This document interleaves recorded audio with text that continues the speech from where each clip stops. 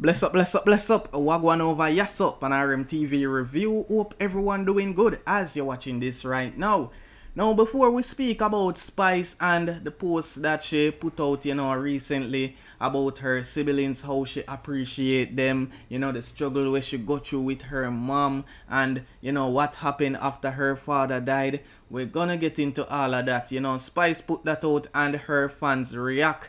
Spice, she always telling story about her past and she proud of it. So we're gonna get into that post right there. So before, let's speak about Mavado case going on with Ugandan promoter. So a federal judge in New York has granted a Ugandan promoter permission to amend the lawsuit he filed against Mavado over the Jamaican artist's non-performance at a concert in the East African country a decade ago. Yes, people, so that's a long time. The name of the promoter is Chinedu Ikoroha of CC Entertainment Limited. He's seeking the return of over 100,000 USD, which he claims was paid to or otherwise spent on behalf of Mavado, as well as 545,000 USD for lost revenue from ticket sales as a result of the failed concert. So initially, VP Records was a part of the case, and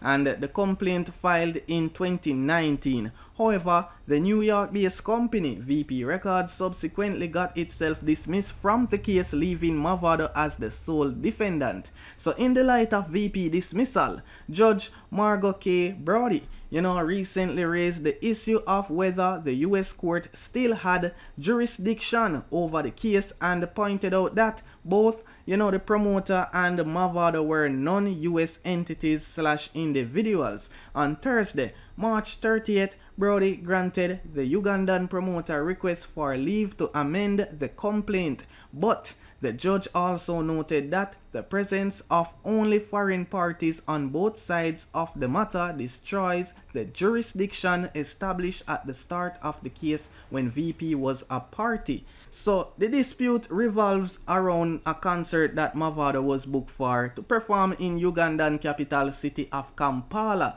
That's back then, December 29, 2012. However, Mavado did not perform at that show. So them get an alternative date, which was March 29, 2013. And he did not perform at that one as well. So according to court documents obtained by Dancehall Magwisi right here, the Ugandan promoter alleged that he lost 60,000 USD he paid to Mavado. Also, 40,000 USD allegedly paid to Mavado reps for travel, security, and accommodation expenses, and at least 250,000 USD in damages from concert expenses. Now, the promoter also claimed that Mavado was aware that he had mortgaged 2 properties to finance the concert. He said that the properties were also lost due to the concert failure.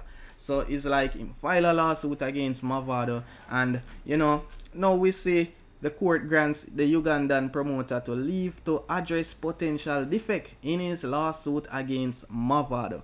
Okay, so now we're gonna get into a post we see Spice put out right here. Just I give God thanks, from where she come from leading up to now along with her family. As you can see, dear God, thank you for allowing me to live to see today. Lord, I'm grateful that last night wasn't my night. Thank you for taking my siblings and I out of a 1-bedroom board house, from sponge on the floor to these two fighting for the better spot on the bed. Great memories that I love and I will always cherish, but I'm more grateful to have my own bed now.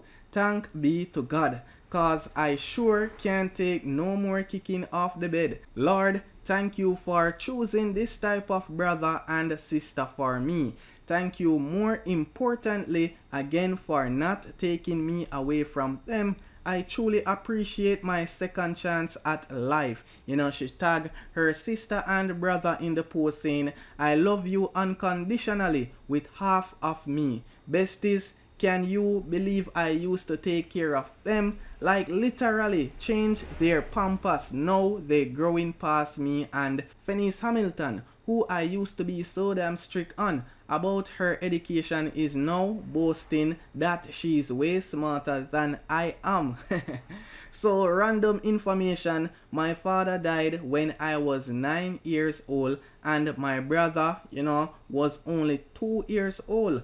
My mother was pregnant with Fenice Hamilton when my father died. R.I.P. Daddy, I love you. I used to have Mayo on my left and Fenice on my right, so my mother could go to hustle some food for us.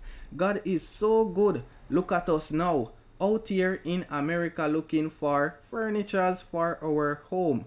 I'm so humbled for my journey. Besties, can you share your sibling story below? I really want to read some. Yes, people, so this is good right here. Spice and her family. That Spice is a family person. She always support her family. So this is good to know right here. All the Spice besties. Here's some information. First time y'all might know that Spice, her dad passed away at a tender age, when she was just 9. Yeah, man. So Spice just a share a touching story right here, Proud of Spice. You understand? So when they hear them say time and lack of time at 2 o'clock, just picture a Friday dance. You come up at work 8 o'clock. You have to go up, sort out your pitney them, look for where you look for in the house. Beard, press your clothes, really get ready. By you reach a dance at 1 o'clock, So by you stand up 2 times, at 2 o'clock the dance done. How much song you think the selector can play? From you reach a dance to when 2 o'clock come.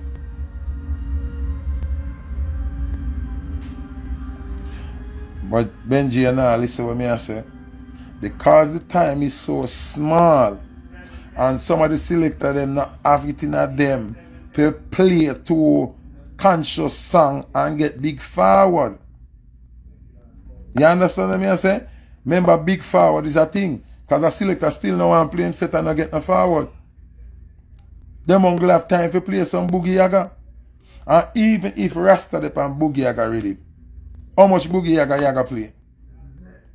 And drop in a conscious song on the Boogie Yaga. While we have the time now, when we didn't have the time, we could have an hour. Benji, I show you now, pre. Remember when, before them come with lack of time, when you go to Skateland 1 o'clock in the morning, a one job I play till 3:30. Luciana, Bushman, everybody, Mikey General, straight.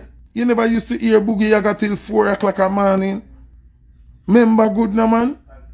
Then if them take away the whole at 2 to 3 o'clock, if them take away the whole at 2, 3, 4 o'clock, them 3 hours they were that ear reggae gone. So Boogie Yaga and reggae and everything each up in a one.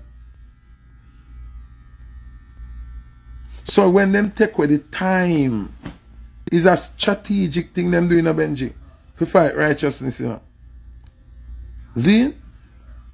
Them strategically.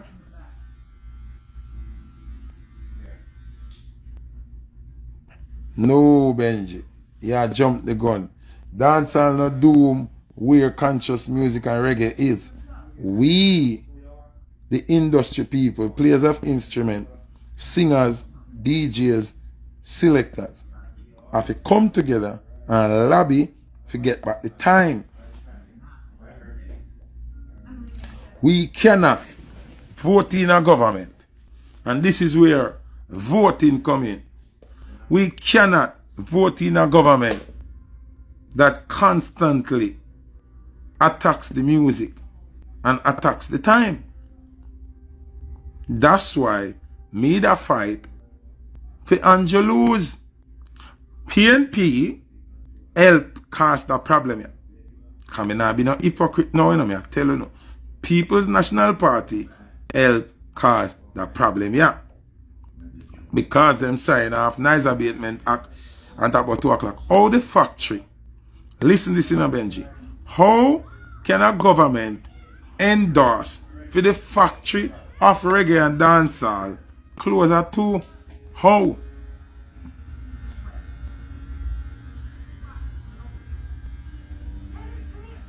Answer me that question. How can the factory of reggae and dancehall close at 2, but in Europe show keep till 10 o'clock? When they go to Philadelphia, go play music and a lack of time, Philly dance them go till all 8 o'clock. When they go to Texas, all 10 o'clock dance are done. So how in a Jamaica, the lack of time at 2 o'clock? That can't make no sense. When they go to New Orleans and Mardi Gras, keep no lack of time, no there. Benji, me can't agree say it doom. You want to agree to something me can't agree to, it's not doomed. We have to fight for what we want before it doom.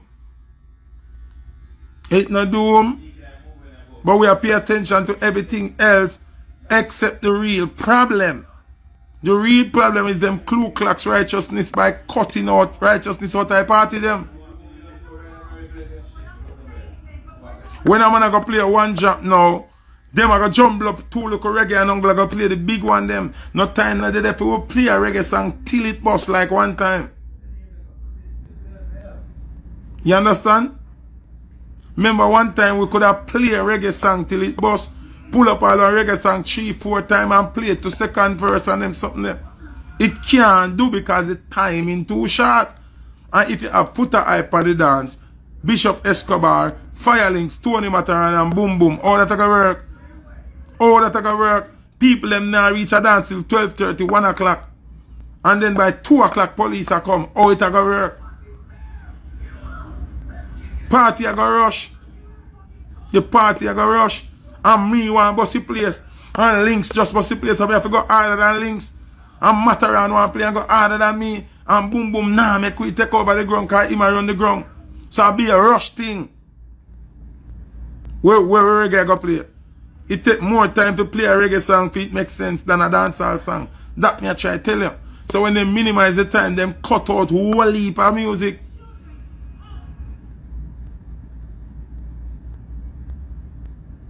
You get what I'm saying to you?